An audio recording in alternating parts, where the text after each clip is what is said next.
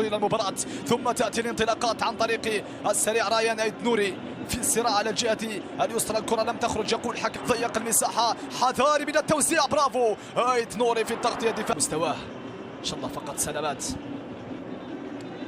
سفيان فيغولي يلعب مباراة رائعة، كرتين استرجعهما في غضون ثواني ودقائق بشكل رائع يراوغ أيت نوري، والمنتخب الجزائري يبدأ تدريجيا طبعا رفقة كذلك العطاء والجهد والسخاء والانطلاقة. شد من القميص واضح جدا من جاكسون حكم المباراة قريب على انطلاقات أيت نوري. هذا جاكسون ارتكب الخطأ فعلا وفيه شد من القميص من الخلف.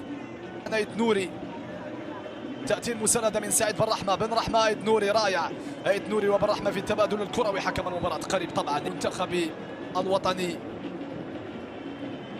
بعد التدخل على أيت نوري وسط توجيهات الكوتش جمال بالماضي مستمرة. فعلا التدخل كان واضح على أيت نوري، وحكم المباراة كان قريب واعلم بذلك على وجود منتخب السنغال.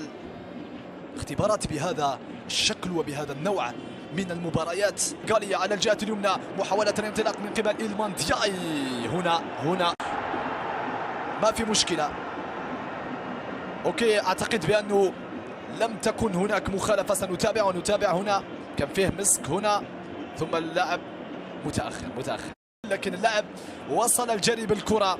فالكرة الثانية ما كانش تحديات العالمية والقارية. الانطلاقة تأتي من قبل أيت نوري على الجهة اليسرى. أيت نوري محاولة المرور، عندك شيبي أمامك. أيت نوري يحتفظ بالكرة بشكل رائع، مميز ومبدع أيت نوري. تدخل موجود، حكم المباراة قريب جدا يعلن عن وجود المخالفة.